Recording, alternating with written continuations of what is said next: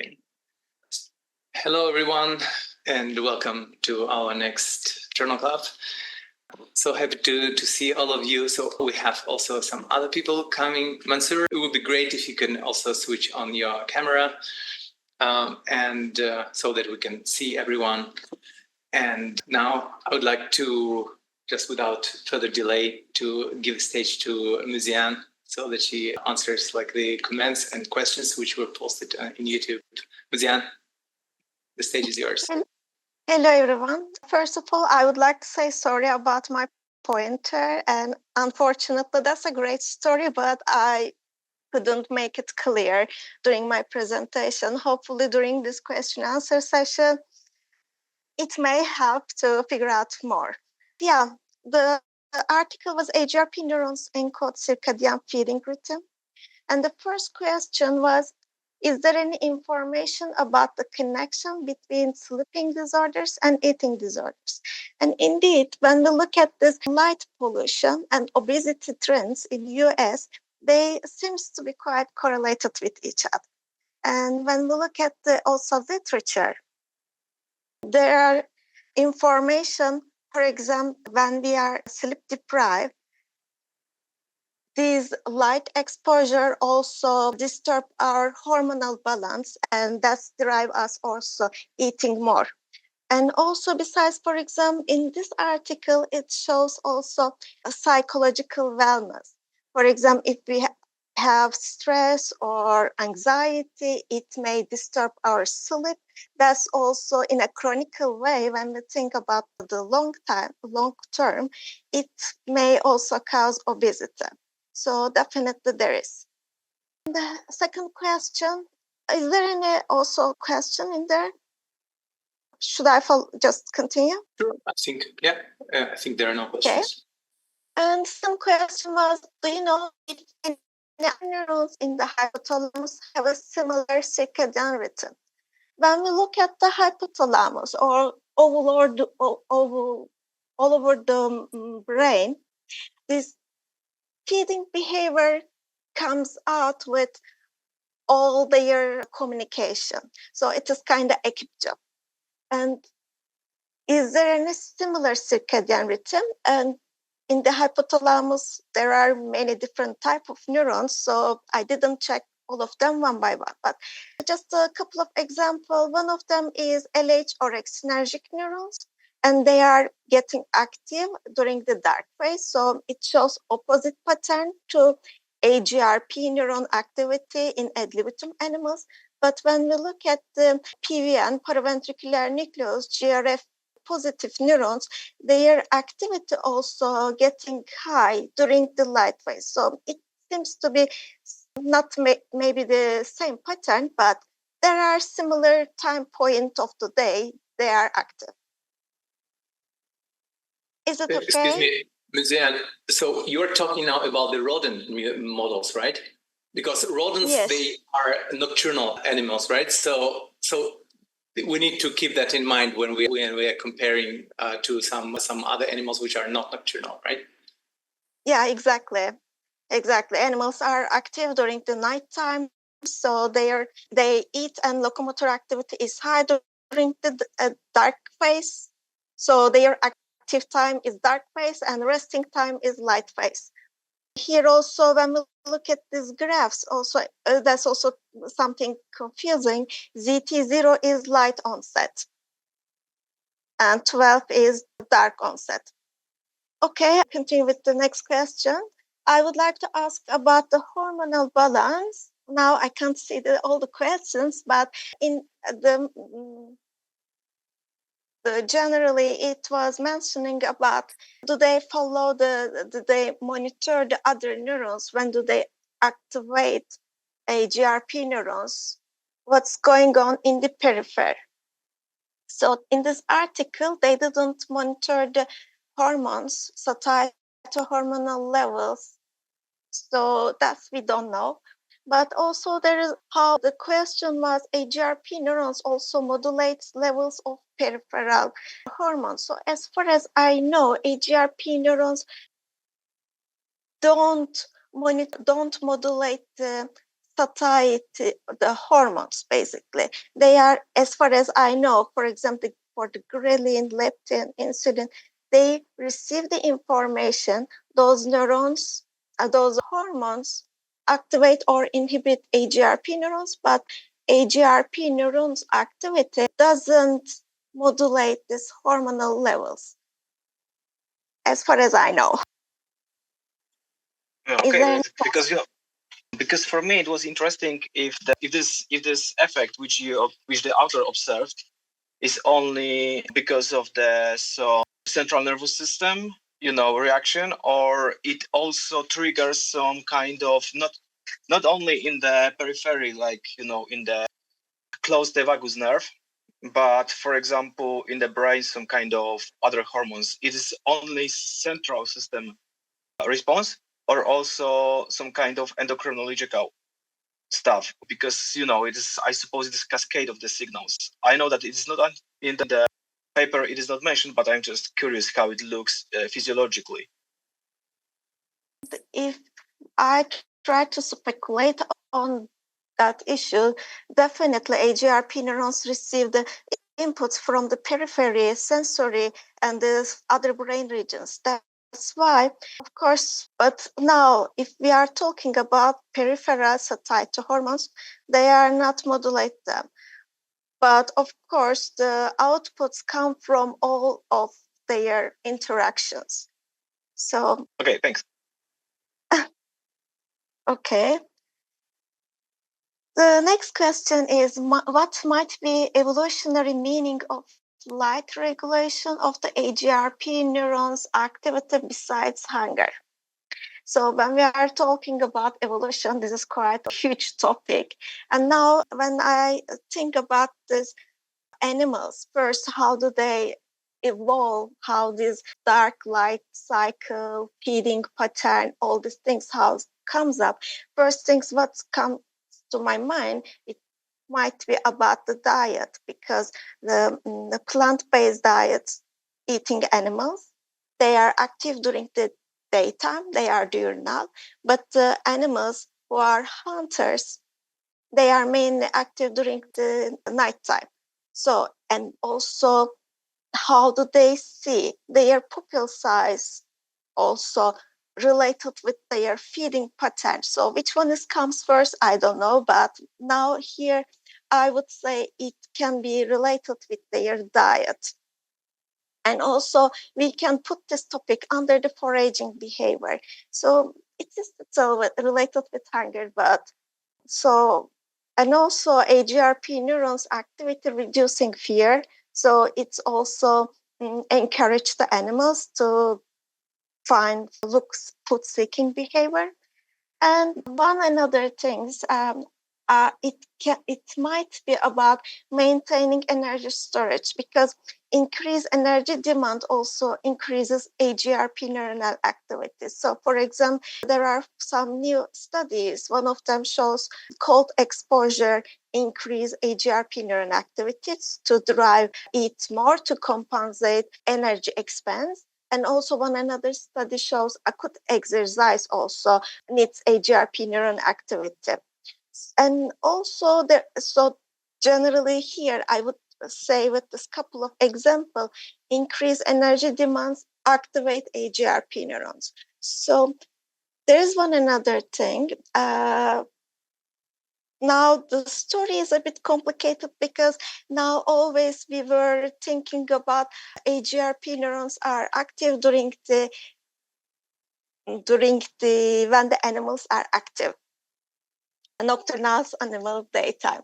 Now it's a bit also confusing, because all the literature mentioned it's a bit opposite way. Now we need to think all this information in another way. That's a bit confusing, but there's one other thing. For example, it says AgRP neurons activity also during the resting time, lipolysis is increased. And when the AgRP neurons are active, lipogenesis is this lipogenesis related shift between AgRP neuron activity. So when we are sleeping, for example, resting time, if we are fasting, still we need some energy. So, and we need to use our energy storage, our fat tissue. So in this kind of energy ensuring where we can get the energy from our fat. So in this kind of modulation, AgRP neurons also supposed to play a role, but there is no direct information about this. So, and also it might be during resting time and active time. It's also related with light, regulate this time. And during this time where when we are fasting and resting, where we can find the energy. So during this kind of shift, metabolic shift, AgRP neurons supposed to play a role. And that's the questions came from, with he is not joining us today. So I don't know if you have any question we can talk about, or I will continue. If you can maybe correct me, my understanding from this paper and from like the results and the conclusions what they provided is that there are multiple different cues which overall contribute to the circadian rhythmicity of not only AgRP activity, but also some other neurons within the hypothalamus as well as outside of the hypothalamus, and not only neuron, right? So this is, and light, temperature, feeding cues, they are kind of the entrainment cues, which are trying to kind of modulate and entrain the circadian clock, for example, to shift it to a different patterns based on different contexts, right? And I think what this story tells is that AgRP, they are subjected to this circadian rhythmicity and they are entrained by light, but these food cues, they seem to be prevailing over the light cues in order to entrain. So it kind of overrides the power of the light entrainment. This is kind of the conclusion which I got from this paper. And also that so one cannot say that AgRP neurons are like simply under control of light and SCN, and that is this circadian rhythmicity drives this. No, we see that this cues from the food availability and the past experience, they prevail over this light and SCN dependent entrainment. So this is the first thing. And the second conclusion which I have is that in contrast to what was believed that they are just serving in order to anticipate, not anticipate, but to signal the deprivation of food, this is not as simple. So it looks like they are really following the patterns of previously established history of the food behavior, and they kind of try to follow that pattern. So this is what I kind of draw as a conclusion. So please correct me if I was somewhere wrong, because I think you understand the whole story much more deeply. I was listening, I think 2 times for your presentation, and I was trying to read, but this is really complex. I think this story is really complex, and I think the authors might have made it a little bit more easier for the readers outside of the field, because I'm a little bit outside of this particular, the circuit regulation and also this coordination of the SCN and the light food cues and so on. So for me, it is kind of a little bit not my field. So I felt really difficult to really to understand the whole complexity. So the authors could have made it a little bit easier for those people who are a little bit outside of the field. I totally understand that those who are in the field, probably that would be like very, very easy. And then the story is fascinating. I really adore it, but I don't find it is presented in a very comprehensive way for those people who are not in the field. And for me, one other interesting thing about this article, there are well-known information.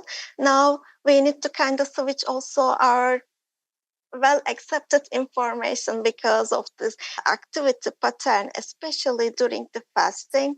Animals are following previous day's activity when they receive the food.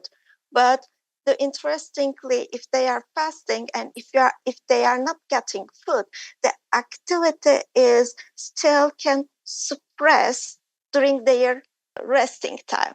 So now it also seems to be correlated with the locomotor activity related energy expenditure. So locomotor activity is high, then because the activity is shifting. So it is quite actually complicated, and all the information needs to be again, the place once again. So it's a bit confusing because now thinking about the other article, other finding, and combining all this information is a bit tricky. And I'm trying to be careful about what I am telling. So it wasn't easy story, honestly. So yeah, I agree. It's a very complicated story. No, you did a great job to compile it together. So to get through it and really understand it completely, I mean, that's a really per se, it's a great feat, I would say. So regarding the locomotor activity, what you meant is that like if there is like increased foraging behavior, like increased locomotor activity at the times which is not very common, yeah. So like after the shifting, like for example during the light phase, and then that per se would increase the demand of the energy, which could also drive the activity, right? So this is kind of it's yet another like loop, I would say, like yet another layer of complexity, right? Yeah, now what I am thinking, if there is no food, AgRP neurons are active. So if the animals are resting, basically there is no food in the system, so AgRP neurons are active. When the animal starts to eating, their activity is decreased. But in the fasting condition, animals are still SCN related or unrelated mechanism. Animals are locomotor activity is high during the dark phase. So if the animals can't find the food, then this AgRP neuron activity shifting to dark phase. So probably during this time, animals needs more energy. So, and also they are the active locomotor activity high. So now energy demand, AgRP neuron activity is increased during this time point. Yeah. Now, may I continue? Absolutely, yeah. Okay, next question is, okay, and that's a difficult one. What is the mechanism of light-dependent but SCN independent fasting induced AgRP neuronal activity at the dark onset? Now here, after ablation of the SCN, what we see, AgRP neurons activity is like blunting. And here, during this like dark phase shift, the activity is dropped. But here, what we see in the graph, SCN ablated food intake, animals, when we compare with this wild type animal and SCN ablated animal here, during the light phase, resting phase, animals are not eating, but here, SCN ablated animals seems to be eat during the day and night, but still they eat more than light phase. So, and the locomotor activity here is high, dark phase. And what's happening during fasting? During fasting, first dark onset, the activity is decreased, and then it increases. So here the activity is kind of blunted, but here they again gain to this daily rhythm. But I believe it comes from locomotor activity related demand. But here in the dark onset, it is indeed there is a kind of drop. Maybe that's here also when the animal ad libitum animal have this food all the time. It's also dropped here, and we see the same pattern here. Maybe it can be related with, because animals starts to getting active, dark phase. And during this time point, they're supposed to eat. And it might be related with food anticipatory related behavior, because normally what we know, AgRP neurons are during after the fasting, even the animals get kind of clue about the food, maybe just the smell of food or the view of food, whatever it is, and they just suppress. So here it might be related with this kind of anticipatory behavior, because they're supposed to be get the food, so it decrease, but there is no food, then sharp increase. It might be, yeah. Just I can speculate. I don't know much more than what I see here. The following of the questions asking what is the sensory of light in the particular case in this circuit. And now when we look at this retinal input, where it is come from, there are different kind of cells in the retina, but one of them, reticular ganglion cells, they project to many brain regions. Now, SCN is well known because probably it regulates all the peripheral and central clock center. So we mainly talking about the SCN, but when we look at this figure, these cells also project the other brain regions. And when we look at the great AgRP neurons, they also receive inputs from other brain regions. For example, here, what we see, the retinal ganglion cells, these light inputs come from LH, come from SCO and BST. And here also we see these other brain regions, AgRP neurons receive inputs. So maybe it might be not the SCN, but the light-related information comes from other brain regions. And here, for example, one article, it shows these retinal ganglion cells project SON, subtic nucleus, and that's the projection, that's the pathway regulate light-related glucose tolerance. So that's kind of example. There is nothing related with AgRP neurons, but the story might be, or mechanism might be not really related with the SCN in this pattern. So is there any question about in this part, or should I just continue? Thank you. No, it's quite versatile indeed and quite complex. Thank you. And another question is sensing caused by AgRP neurons linked with SCN or DMH-related circuits, apart from the SCN governed circadian chord changes? What they did, they impair corticosterone signaling, specifically in AgRP neurons. And what they see, still AgRP neurons follow the same daily rhythm. But when they look at the food intake pattern is change. And here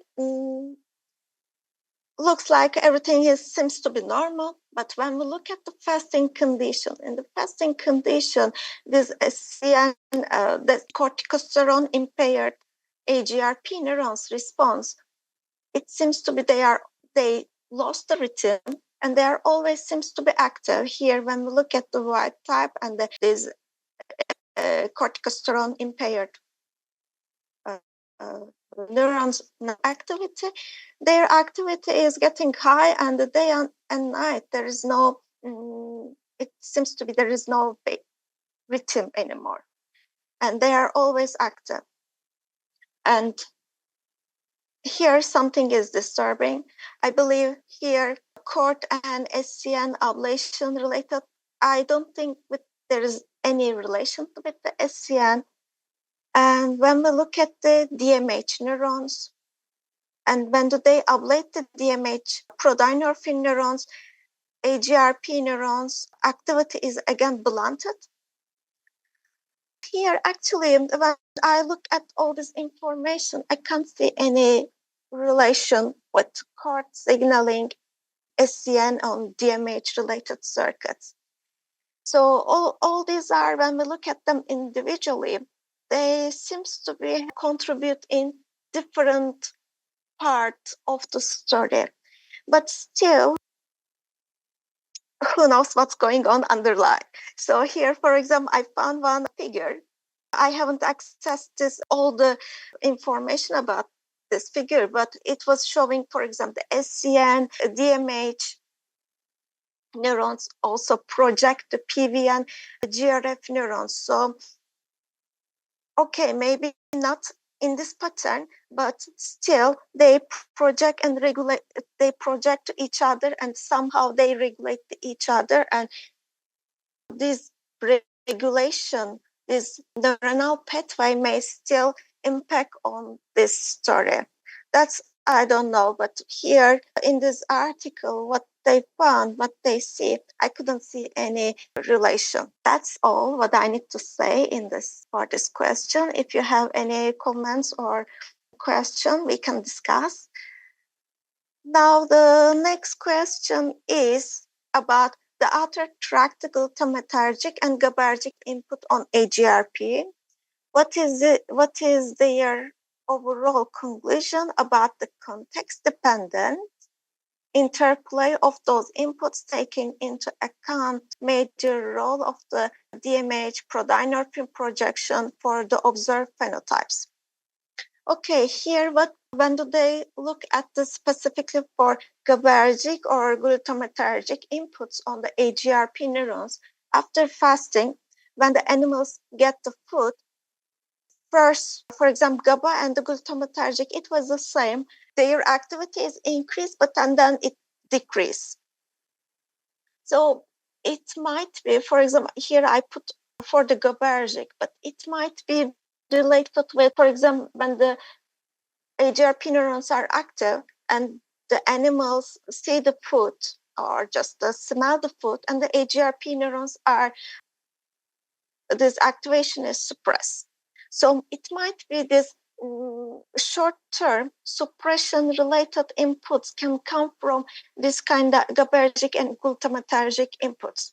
That's, I don't know, just the food-related stories seems to be like that. And when we look at the daily pattern of this GABAergic, now I specifically focus on the GABAergic inputs because of the DMH neurons are GABAergic and AGRP neurons receive this GABAergic inputs from DMH prodynorphin neurons. So that's why I prefer to put here for the GABAergic input related figures, graphs. In the ad libitum animals, there is no rhythm. But when do they fast the animals? During late dark phase, the activity is increased. So what they say, not in the dark onset, but late dark phase related during fasting, increased AGRP neuronal activity might be related with this GABAergic and glutamatergic inputs can contribute this. And also when we look at here, and that's the DMH related information, what we see, DMH and LH, not LH, AGRP neurons activities complete the daily rhythm is opposite. Basically, AGRP neurons receive the inhibitory inputs from the DMH prodynorphin neurons. And in this fasting condition, what we see here, late dark phase, DMH is, this activity is increased. And here we see this same pattern. So it might be contributed late dark onset, increase AGRP neuron activity during fasting condition. But overall, when we look at this story, what is the DMH prodynorphin projections role? Now I can't completely see my figure because of now, I hope you are seeing it, but I can't see. But now what I would say here, and when they look at the time-restricted feeding, during time-restricted feeding, AgRP neurons also adapt to this rhythm and activity is increased during this feeding schedule, feeding window. But when do they relate DMH prodynorphin neurons, we don't see anymore these time-restricted feeding-related increased AgRP neuronal activity. So here the pattern is a change. So what they say, DMH prodynorphin neurons role can be related with time sensing. So here I would say overall, all this story and DMH-related inputs on AgRP neurons can be related with time sensing. Yes, that's all. Do you have any questions? Did I make it clear? I don't know. Thank you. So this is the last question, right? So this is the last comment. Right? As far as I know. Okay. I mean, maybe you can just make a short digest and conclusion for everyone. What do you find yourself, like how good the story is over there, or if you find some problems or like anything you would like to just some points of the criticism or comments. Yeah, it was a complicated and quite great story indeed. What they did, they basically follow this well-known information, like AgRP neurons, kind of deprivation counter. They are playing role in the homeostatic feeding story. But now what we see when we follow this daily activity of AgRP neurons, story is a bit different. And especially when they fast animals, AgRP neurons are not continuously, this activity is increased. It's increased during the feeding time or during the related with the locomotor activity. The activity is increased, and then during resting time, even animals are fasting, the activity is decreased. So that's why how they can still be deprivation counter or homeostatic regulator of feeding behavior. So that's why my story is quite interesting, quite fascinating, and complicated as well. And also we can't really isolate all these things one by one and put in one article. And there are many other things going on. From the inputs come from periphery, from the other neurons, what's all their interactions. So probably this story will continue and quite interesting as well. For me, a bit confusing and I couldn't find the answer. It was about the jet lag story. In the jet lag, also they fast the animals, but this jet lag story was 16 days and they fast the animals 24 hours. But fasting and 16-day off story, and I couldn't find a protocol. Which day did they fast the animals and how is the protocol on this behavioral model? I couldn't find it. That's the part for me still question mark. Actually, text the authors about this certain experiment. So yeah, if I don't think in this part, the rest of the story is quite for me interesting and yeah, quite mind blowing. Yes, yeah. I agree. That's a good word, actually. Anyone would like to add here something? So before I maybe ask some of my questions, Müzeyyen, may I also share the screen? Can I? Yeah, can I stop? Okay, stop sharing. I don't think one can share like simultaneously. I'll try. Okay, I stopped. Just wondering. Okay, where's the option to share the screen right now? Let me see. And while I'm looking for this option here in the mobile version of Zoom, somehow, guys, do you know where's the option to share the screen here? Why I cannot share it? Is there a way? Can I share also from my mobile? I cannot find this. Should be, but it's not so difficult. Anyway, while I'm waiting for this option, I'm looking for this option, I will probably ask one more point. Did you notice that in some of those entrainment and when they try to use these shifts and different conditions like night or like day light or like this food related entrainment, that not all of the mice actually established the rhythmicity. Some remained acyclic, right?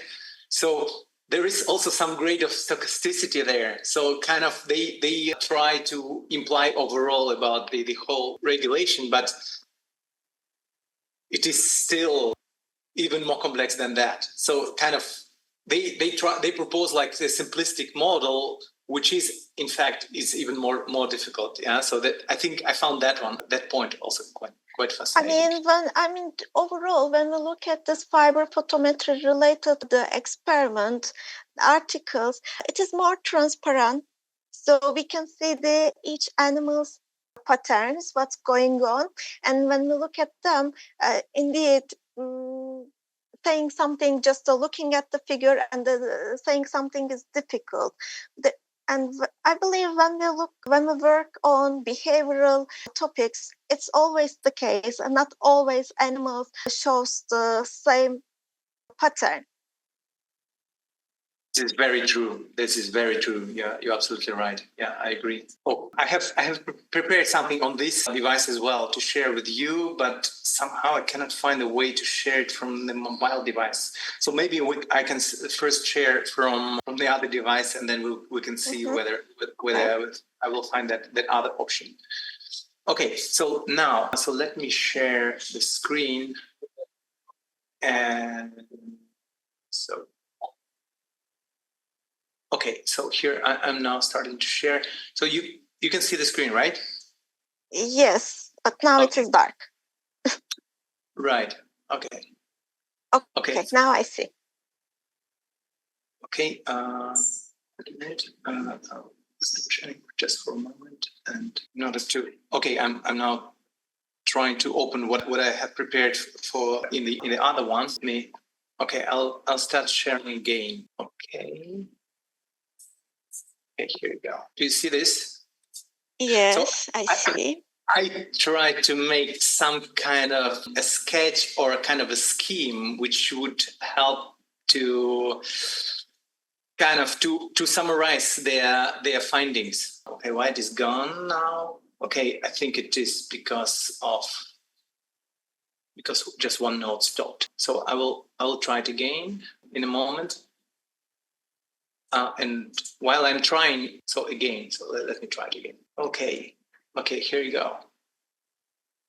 So here is so let me please see whether it is kind of correctly depicted. So they used 4 different types of the light conditions, like constant darkness, then the regular light dark, right? The constant light, as well as this 8-hour forward jet lag, okay?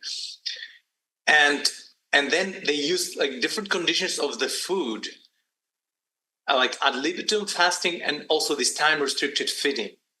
And then in the end, they checked the AgRP activity, which I outlined with the pen. Okay, everything else was sketched with the pencil, and the pen shows so that in the light phase we have the activity during the light phase, right, of the AgRP.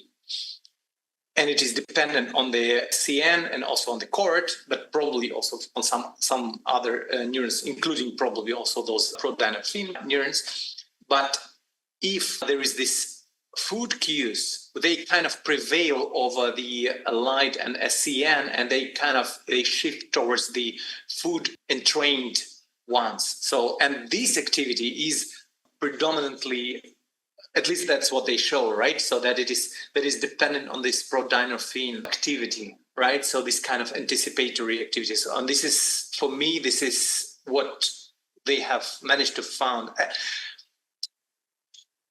In the end, there is more than that. Actually, it got more and more complicated. So in the end, I think I gave up and I said, okay, so I cannot make it even more complex. But if there is something wrong here, if maybe I made somewhere a mistake, or if you want to add anything, please let me know. Like I'm asking everyone, not only Müzeyyen. So because I think that at least this helped me to understand and to kind of structurize the main finding. So And while you're checking that, so maybe I can switch back to the story.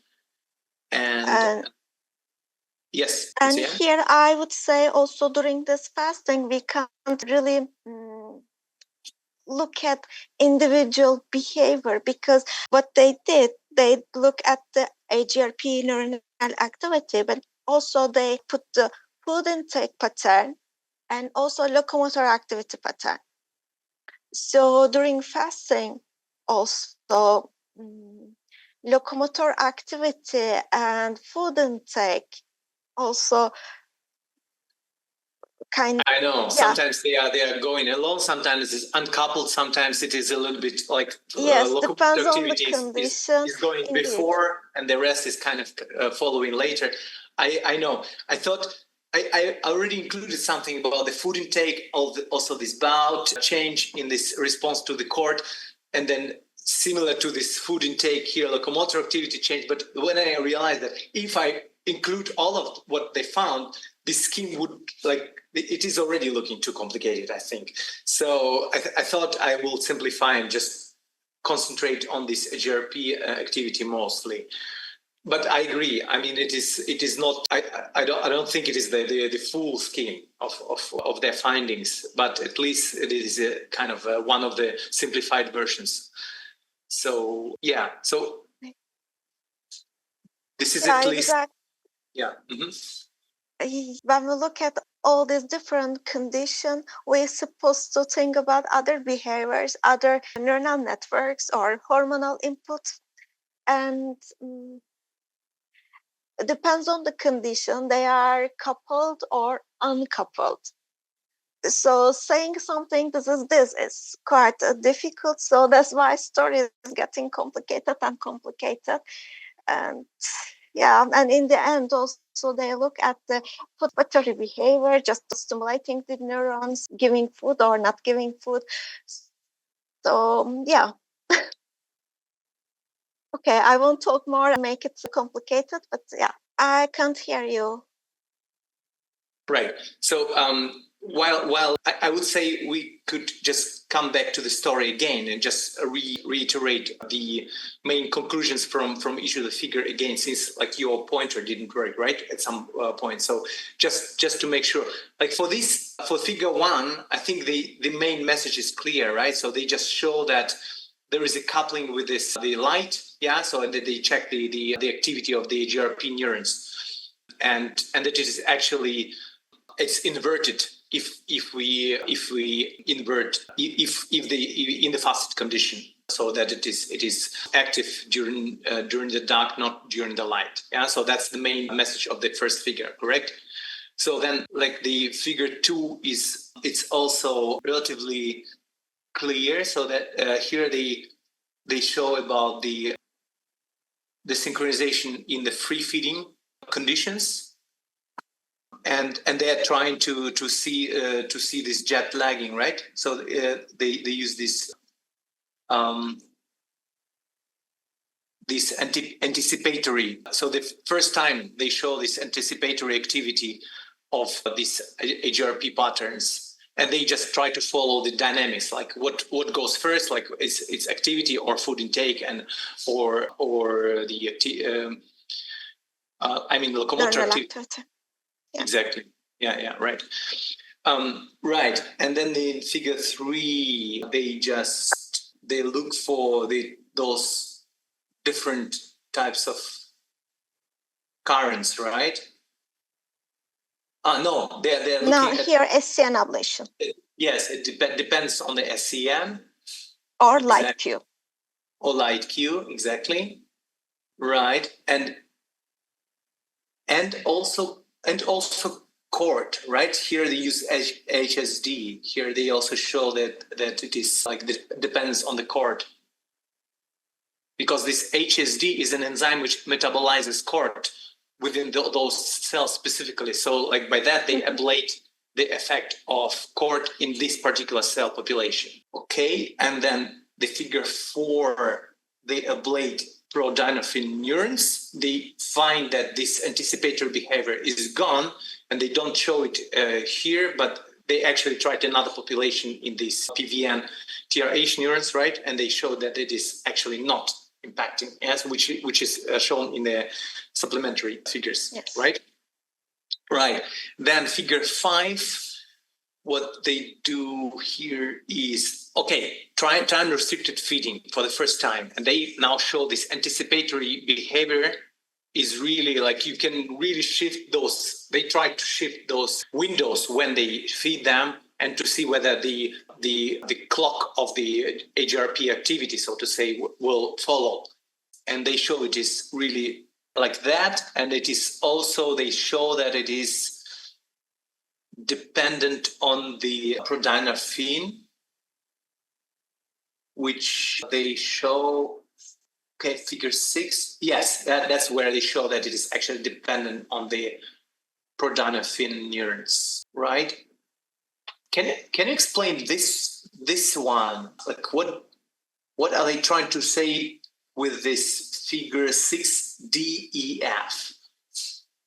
Okay, here the individual look at where this food anticipatory behavior comes from. So that's why they again look at the SCN ablated, prodynorphin ablated, or impaired corticosterone signaling in AgRP neurons. And when they look at this pattern, now I can't. In this figure, food anticipatory behavior, white type animals, food anticipatory behavior goes sharply, increase sharply. But when we look at this ablated in animals' behavior, this food anticipatory behavior comes a bit later. And especially now, because of the previous finding, I believe they are indicate a DMH prodynorphin neurons role. Here they also look at this, especially focus on the DMH neurons. Sorry, Zian. Wait, you're now talking about figure E, right? Or I'm talking about figure E. E. So what you say is that in the wild types, we have this, after the TRF, we have this very fast surge within like 4 days or 3 days. So very fast, they will start to adapt, right? Yes. And wait a minute. And what is on the y-axis? What is 2 hours FAA? Sorry, food anticipatory activity. Oh, food anticipatory activity of measured how? By the foraging behavior, like this food seeking activity. Like, how did they measure that? What is the readout? To be honest, I don't know. And here, I don't know now. How do they measure? I need to check the material methods. So still, I can't answer. Even we can put that by side. But then, and we see that if you do ablation of the CORT signaling or of the SCN signaling or DMH prodynorphin neuron signaling, we see this delay. So this food anticipatory behavior is actually dependent on all of those, not only on the prodynorphin. Yes, that's true. So what is the conclusion here? Like why? But now we need to also consider figure F, because now we see this, how much they eat. And now DMH ablated, the prodynorphin ablated animals, food intake is less than, quite lower than control condition, this red line. Say it again. So what do we compare now? Now we are looking at daily food intake. I know. Yes, I know. So you see my mouse, right? So this one is control, correct? Yes. Yeah. So this green one, this color it's really not great. I think this green is kind of like, this is also green. Okay, dark green. Dark green is SCN ablation. So SCN ablated mice, they start to eat even more after this TRF start. Already like 1-2 days after that. What does it mean? Like, what is the while the cord signaling ablated or this prodynorphin ablated, they actually start to eat less. But still, that's not significant. So this corticosterone. It's not significant for the corticosterone, I know, but it is significant for the prodynorphin. I know that. Still, like, the tendency is quite clear, right? And it's in opposite direction than the SCN ablation. But what is the take-home message from here? Like, it looks complicated and unclear for me. Like, why it is? They are trying to make a point that food anticipatory behavior is mainly dependent on the prodynorphin. Yet here we see this change, like rapid change in this food anticipatory behavior, and the food intake is actually also like quite strongly dependent on both the CRH signaling as well as SCN. So, like, can you help us to dissect, like, what is it? I would say, for example, 6 days after, still DMH prodynorphin ablated animals eat less. So it seems to be they still couldn't adapt to this new feeding window. This time-restricted feeding related behavior comes from the prodynorphin neurons because of when we ablate 1 week after, they still couldn't adapt this rhythm. Agreed. Yes. Feeding. Agreed. Yes. And now I agree with that. And however, for the cord, like, the tendency is also clear. I would estimate that, okay, so it might be that it also contributes to this behavior as well. Like, anyway, it looks interesting. Yes, okay. We can really say something clear. All they come together and make this output, right? So right, and all these conclusions, they were drawn from this graph here, right? I think from the D. Is it right? It seems to me. Yes, but honestly, I have difficulties explain this figure. I cannot understand it either. Like, it is very complex. Or anyone of you, maybe have you checked this figure? Because can anyone please guide us through this figure?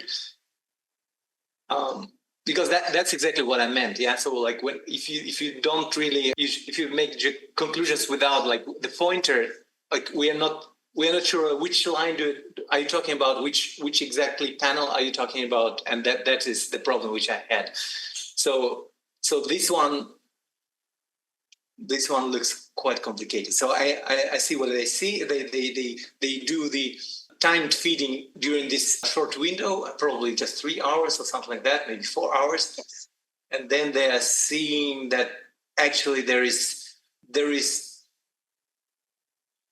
the activity, the locomotor activity is somehow delay. I mean, here, when we look at these white type animals, before this green window, their activity looks like bigger. I mean, there's a graph or this black. Just at the onset of the food, when they present food, the activity is higher indeed. And for SCN ablated ones, they should eat even more, but the activity is actually not more. It's actually less here, right? And we also see this activity is also present in these DMH ablated ones. So but here it's locomotor activity and food intake and locomotor activity. We can't say directly that's correlated. Absolutely, those are different things. I agree. So those are different things and different patterns. So from this one we just say that, okay, this locomotor activity at the onset of this, like when they are presented with food, is actually decreased in all 3 groups compared to controls. That's what we can say. Yeah, and also this is a food anticipatory activity, so they're supposed to be start active before food. Exactly. So now what we see after the getting food, this locomotor activity is starting, or they are not directly start 2 hours before food access. Yeah, so it's blunted. One can see like all three treatment actually blunt this anticipatory locomotor activity before the onset of this food presentation. And what is interesting that if you block the cord, actually the predominant activity is at the start of this nocturnal phase, which seems that like the cord kind of is important to entrain them to this new activity. If they don't have cord signaling, they continue to be mostly following this dark onset of the dark phase, like they used to do before. Like that's interesting. Okay. So we are now at figure 6. How many figures are still left? Okay, that's the last one, I think. Figure 7. Okay, let's look into this one. Okay, so this one. Okay, so here they try to actually activate the AgRP neurons. And yes, can you guide us? Okay, now what they did again, they give now animals have access to food, but during resting time they stimulate the AgRP neurons. And normally during resting time animals don't eat. But here, after this optogenetic stimulation, AgRP neurons induced activity drive the animals increase food intake during this resting time. That's what they found. And also that's the finding also before already shown, right? And optogenetic stimulation of the AgRP neurons increase food intake. And it is also during the resting time, this is happening. And here, what they try to find that just stimulating of the AgRP neurons drive to create food anticipatory behavior. So they did the optogenetic stimulation, and the animals had access to food. And 1 week after, and here I am talking about graph E. In graph E, what we see, 1 week after, animals develop food anticipatory activity. And when we compare this food anticipatory activity with the time-restricted feeding, now a figure F, still this food anticipatory related activity in the natural way with the time-restricted, this food anticipatory behavior is still much more higher than optogenetic stimulation. That's what they found. And also overall locomotor activity, daily locomotor activity didn't change. It's about figure G. And what they say, after that, okay, after 30 days, 35, 40 days after, they stop the stimulation. And this is the post in this big graph. It is the post in figure C, the last part of this post-stimulation part. They stop the stimulation and they look at the food intake. Now what they see, this resting time, food intake is higher than control conditions. So resting time, food intake is still high. Kind of adapted food intake window is going on here, but that's the effect continue only for a week or something like that. In this graph, for the figure H, they show for the 1 week of what's going on after stop stimulating the neurons. And sorry to interrupt you. So for the figure F, so what you say is that the natural food anticipatory activity is prevailing over the kind of unnatural, which is induced by the. When I was trying to say natural, it was about time restricted feeding. I mean, not artificially stimulating the neurons. So that's exactly how I understood you. Yeah. And when we look at if they give the food just 3 hours or 4 hours a day, then this locomotor activity, food anticipatory activity is quite high. But if they... we're talking about this figure F. green bar. Time-restricted feeding. Okay, so that's kind of a control, right? Which shows like how high could be the anticipatory activity, right? And this is, what is BL and what is TRS? Sorry. TRS. Okay, now time restricted stimulation. Say again. Time restricted stimulation for the tomato, and another, this pink and red one is channel rhodopsin express animals, optogenetically stimulated animals. Okay. Baseline and after stimulation. Okay. Here is the pink bar. The activity is there with green bar. It is quite lower. So this optogenetic stimulation is not good enough to really, it's still significantly that you can create the food anticipatory behavior by stimulating the AgRP neurons, but with food anticipatory behavior is much more stronger stimulator. Okay.